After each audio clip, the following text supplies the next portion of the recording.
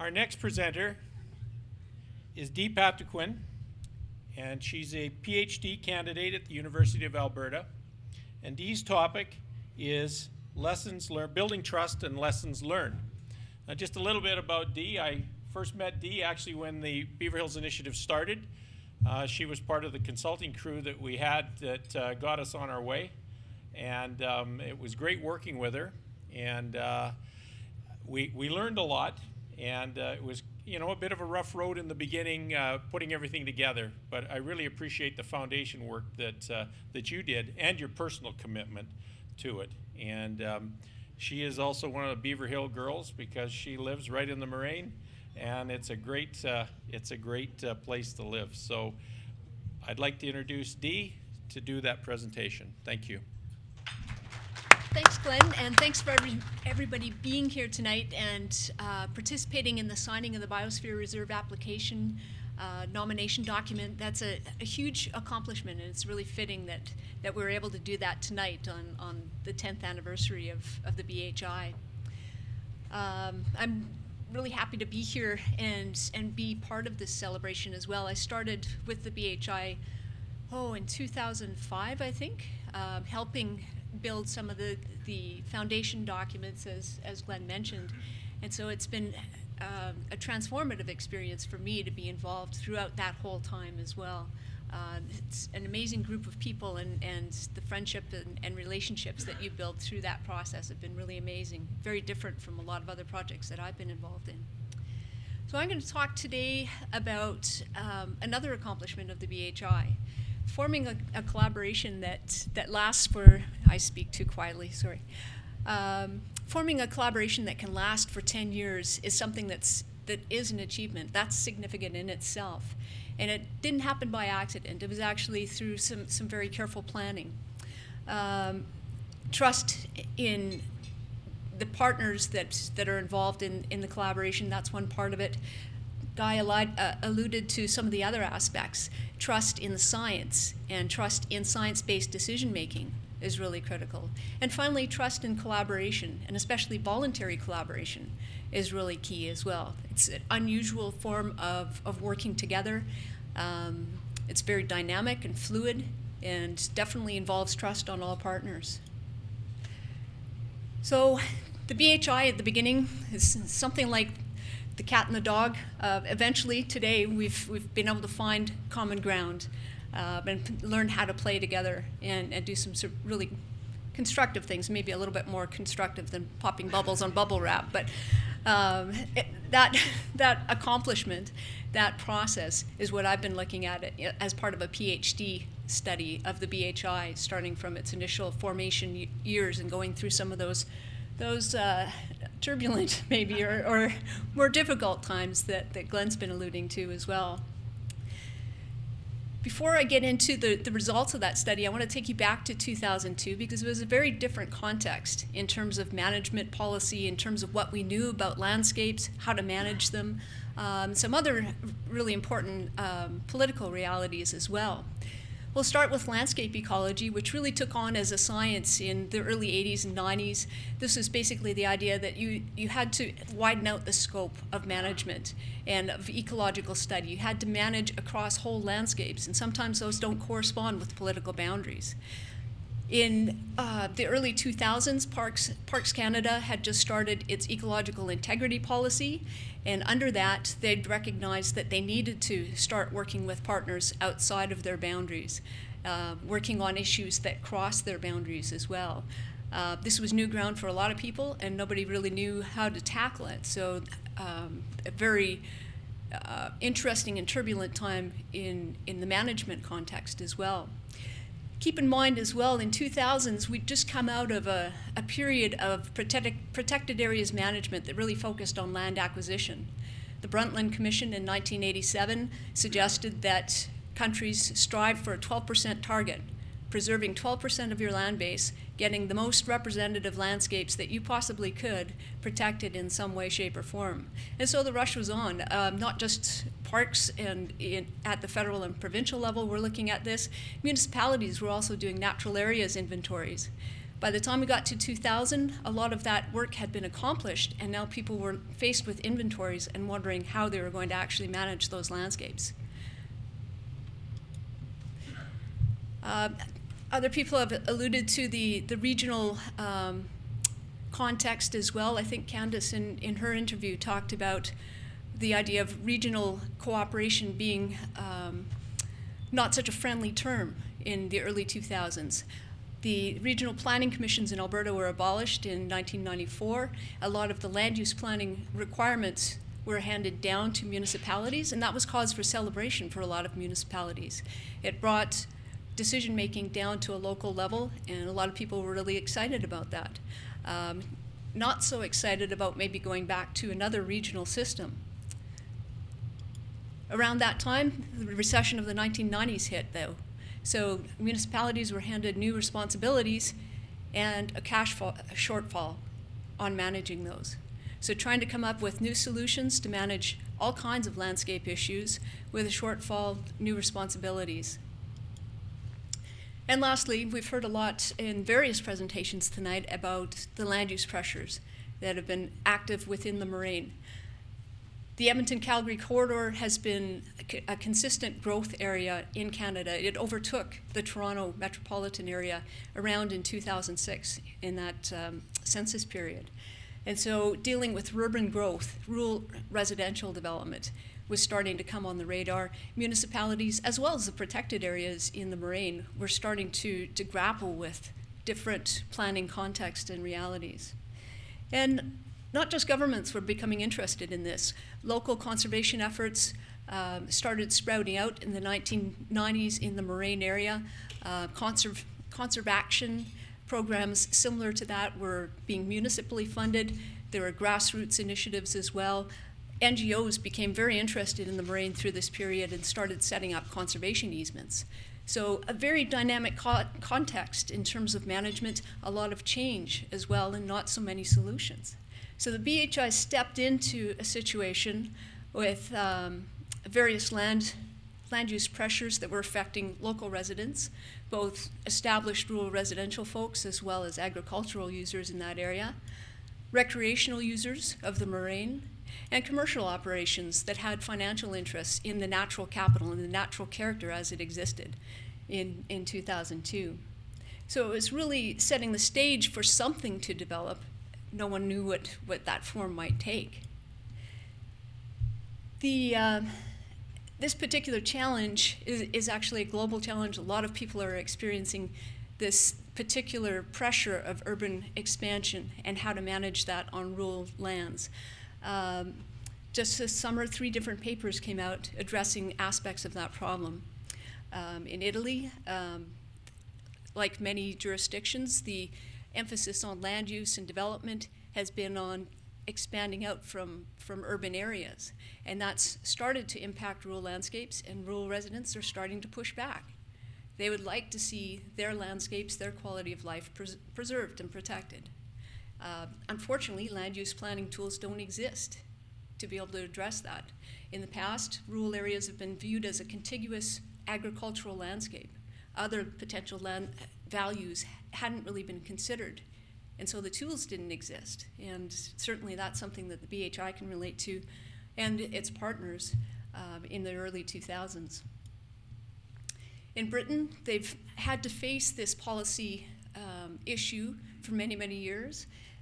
They've moved on and started implementing various policies, but they're dealing with a public that's demanding transparency. They want to see action, they want to understand how these decisions are being made, and that presents some cost challenges.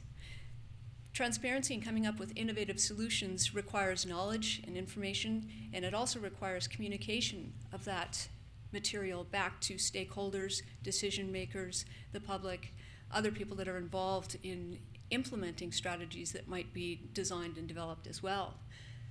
That maintaining some transparency in that process, this paper found, was actually generating some benefits because there was more public buy-in into strategies and policies that were being developed. And I think the BHI partners can relate to that experience as well. Lastly, looking at different tools that have been emerging.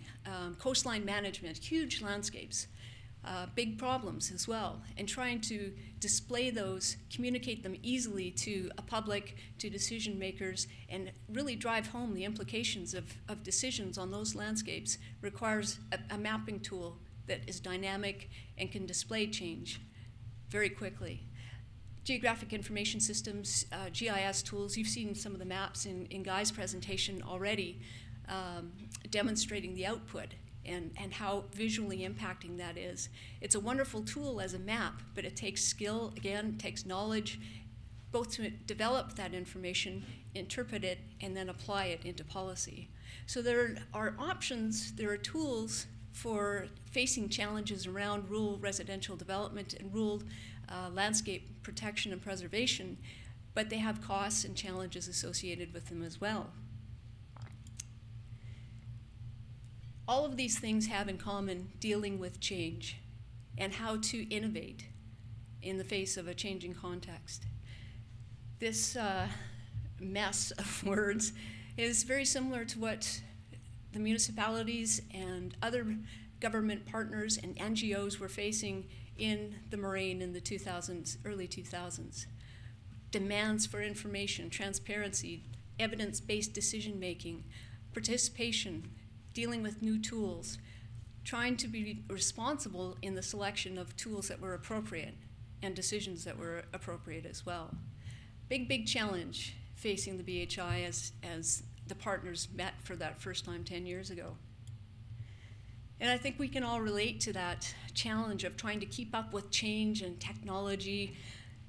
You're constantly bombarded with new things that you have to learn and adapt to. So picture yourself in this situation, dealing with a new smartphone. I've been trying to struggle with my new smartphone continually. You can learn by trial and error, which is how I've done it, and it involves a few choice curse words and threatening to throw the thing away. You can go learn something from someone that you trust to give you information. Before you take either of those steps, you have to trust that that new innovation is actually going to be useful for you. And then you have to decide which route you're going to go with. If you decide to go for the education route, you really have to trust the people that you're getting the information from and that training from. And so that particular hurdle is the one that the BHI had to overcome and has worked continually over this 10-year period to achieve trust building, making sure that people understand what they're getting into in the first place, that there are some benefits and values to taking the plunge, and trusting the people that they're involved with. Other researchers have looked at collaboration as a technique for getting over that particular hurdle. And they've identified a couple of different factors. One is social capital, which is kind of a trendy term for talking about the people and resources, money, networks, access to information that you need to make an initiative grow. And certainly that's an important factor. And different studies have found that social capital really contribute to collaboration. If you get the right people and the right stuff in the room, you can make some things happen. It doesn't always work that way. Other people have looked at place. So a place like the Moraine offers something that people emotionally connect with. They get a place attachment. We've heard a lot of that tonight as well. This is a special place that needs protection. We want to preserve this and pass it on to future generations. That sense of place can sometimes motivate collaboration as well. I don't know about this whole thing, but this is an important initiative, and I'm willing to take the plunge. Again, research shows that sometimes that works, sometimes it doesn't. Sometimes the two work in combination. So that led to my particular research question around the BHI. Is it social capital or place that leads to collaboration, or is it potentially the combination of the two? And so I'm going to talk about some of the preliminary results about that, so we have some science aspect to our talk today too. I looked at the initial formation of the BHI, that initial period of coming together in 2002, developing vision, mission, those sorts of things. The land management principles, how are we going to manage this landscape? What are the ultimate goals that we want to achieve on this landscape? And how are we going to do it? Some of the tools that Guy mentioned earlier as well, coming out of the land management framework, the actual land use planning tools that tell you what resources exist on that landscape and how to try and give you some ideas of how to try to manage around that to protect those resources. There's definitely an element of social capital that's been driving the BHI forward and keeping it together over that 10-year period, 6-year, I guess, for my study period, but it's consistent throughout, I think. And that's really emphasized trust building and active trust building, building on similar interests. This is a landscape that's worth protecting, and we're going to get some benefit out of conserving it on the landscape. A real active attempt at education and social learning aspects as well. So it's one thing to present information, it's another to present information and have you work with that and come up with solutions on your own. A much different experience. The BHI is interesting in the sense that it brings together a number of experts, diverse expertise. It's an amazing array of really talented and knowledgeable people in one room, but they don't necessarily understand each other's science and how that could contribute to an overall solution. Bringing them together helps break down some of those barriers as well and can come up with a more robust solution. The last one is demonstration. It's easy to tell somebody how things could work, much different to actually demonstrate how that could work and show that on the landscape. And again, Guy's covered many examples that demonstrate how science-based, evidence-based management approaches can work and generate some benefits within this marine landscape. Going through that process has also demonstrated how collaboration can work on a voluntary basis. The BHI's definitely put emphasis and effort into developing networks and resources. And that's worked over time as well. It's not just that initial drawing of people into the room. You have to replace people as they move on to other initiatives. And there are people that in the membership that have been active recruiters or facilitators that draw new talent into the BHI and keep its motors running over time as change affects it, and also as external change affects it. Sometimes you need new skills and new information brought into the group. And that's been driven by a group of key actors. There's a core group of champions that have maintained the momentum over time. And surprisingly, it's not, although there have been people that have stayed with the BHI through that whole 10-year period, there are a number of people that have come in and become new champions and taken up the torch and keep running with it. So there's something about the BHI mission and vision that really draws people in and keeps them going. It's one thing to gather all the ingredients that you need to make something work. It's quite another to actually use that and grow it and facilitate adaptation to change over time. And the other interesting thing about the BHI is that it's really used strategies, emphasized strategies that can grow social capital. It develops trust. It expands networks. It makes sure that people are informed and understand what's going on and what the mission, vision are driving towards. Lots of emphasis on marketing of benefits and communications to recruit support and make sure that people understand not just what the BHI intends to do, but what it's been successful at already. Appropriate communication has been really important as well. And in Guy's slide showing the organizational structure, the working groups were highlighted. That's effectively a peer-to-peer working group where you can sit down and talk one-on-one with politicians, for example. What's the political ramification of being involved in an initiative like this? Those are conversations that you don't necessarily want to have at the full board level. Land use planners as well. It's been really useful for them to talk about implications. If we manage like this, how can we make this work within my municipality, which is a little bit different than yours? You're talking about issues with people who have the similar experience, maybe some interesting ideas that are a little bit more directly applicable. The education and social learning aspect I've talked about already, and the benefit of sitting down with a diverse group and ensuring that everybody is on the same page in terms of what the problems are, what the potential solutions are, and what's been tried and what hasn't. The benefit of that is that BHI members are able to go back out to their home organizations and bring some more support back to the group as well, because they can understand and explain really well what the BHI is intending to do, why this particular option isn't really an option when you look at all of the science behind it. So it's created a very educated workforce and communication force. Patience is probably the most critical strategy that the BHI has exhibited. This is a voluntary cooperation, heavy emphasis on the voluntary part. Trying to force any of the ideas, management actions onto any of the partners is not going to work. It's counterproductive for one thing, and it's counter to the original purpose of the BHI. All of these various strategies and techniques that the BHI's used really emphasize dialogue, and talking takes time. Understanding takes time as well. And that commitment to a patient approach to fostering different management and management change has really been a critical element of the BHI's success.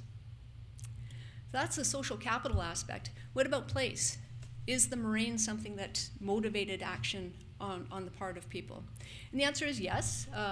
Almost everybody that I talk to in my interviews with the BHI membership has a very consistent image of what the moraine is. It's a unique ecosystem. It has a quality of life and a sense of place, a character that we can't replace and can't find elsewhere in this region. So it's special, and it really deserves protection to pass on to future generations. It's an important place that's best not left to chance. That philosophy runs really deep.